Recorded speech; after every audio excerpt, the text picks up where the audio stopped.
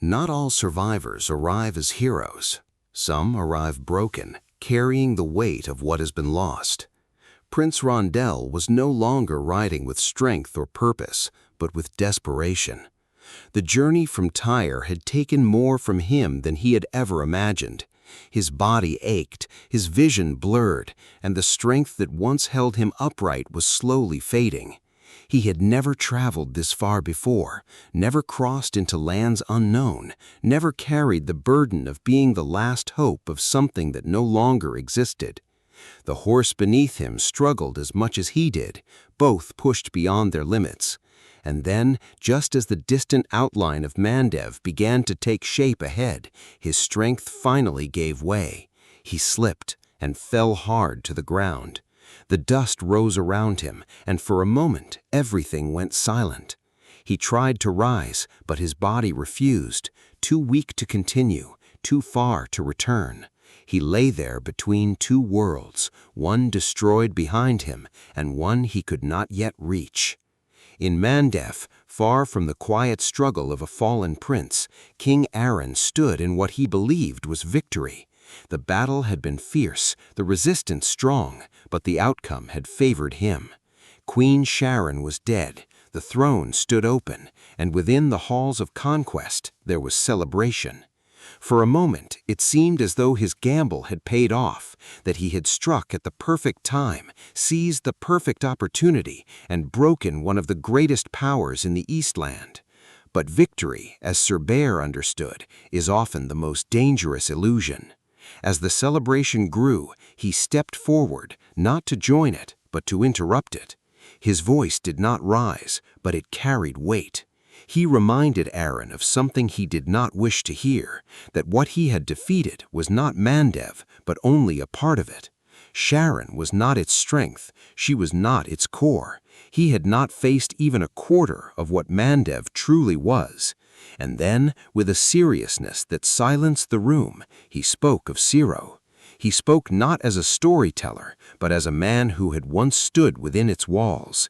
He told Aaron of the soldiers there, men shaped by iron and fire, men who did not fight for victory, but for endurance, men who did not break even when defeat seemed certain. He admitted something few expected to hear, that even he, Sir Bear, the strongest swordsman in the Eastland, had once stood among them and knew he could not surpass them all. The city of men was not a name given lightly, it was earned, and what waited there was not weakness, but war in its purest form.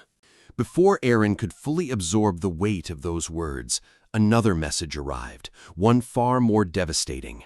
Tyre had fallen, burned, taken, destroyed. The celebration died instantly. The room, once filled with confidence, now stood in silence. For the first time since entering Mandev, Aaron's certainty wavered. His kingdom, his home, had been left vulnerable, and it had paid the price. But even in that moment, he did not break. He adapted. Decisions had to be made quickly, control had to be maintained, and so he turned to the one man he trusted most in war. Sir Bear was given a new command, to return, to go back to what remained of Tyre, to confront whatever force had taken it, to secure what could still be saved, and above all, to ensure that the heir, Prince Rondell, lived. While Aaron remained behind to take full control of Mandev, Bear would face whatever storm had already passed through their homeland. It was a decision made in urgency, and one that would soon be tested in blood. Sir Bear did not waste time.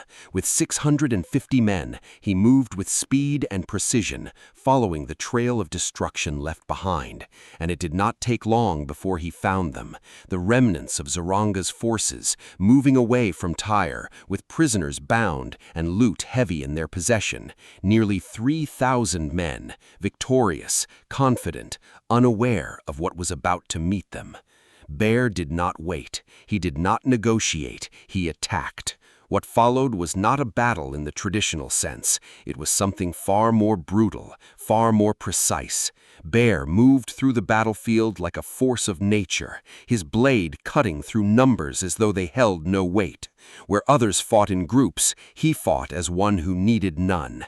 His men followed, inspired by a strength few had ever seen so closely. Blow after blow, line after line, the army of Zaranga began to collapse, not from fear, but from the sheer force placed against them. 3,000 men against 650, and yet by the time the dust settled, it was not numbers that remained, but silence. Bear stood among the fallen, his blade heavy, his purpose not yet complete.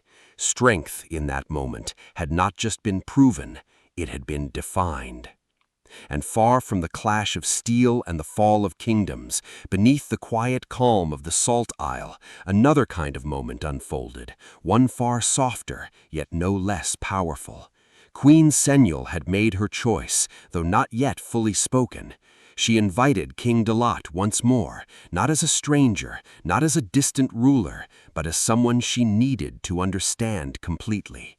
Questions remained, doubts lingered, but when they met again, it was not tension that filled the space between them, it was closeness. Dalat spoke again, not with pressure, but with assurance, with a calm confidence that made his vision feel real, reachable. And this time, Senyal did not hold herself at a distance. She allowed herself to feel, to step beyond caution, to experience something she had long denied herself. In his presence, the weight of her crown felt lighter, her doubts quieter.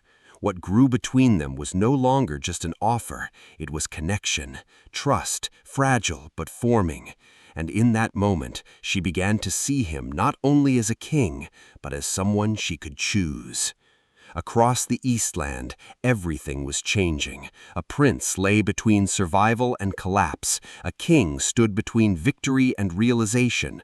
A warrior carved his name into history. And a queen stood at the edge of a decision that could reshape more than just her own future. The war had begun, but its true shape was only just revealing itself.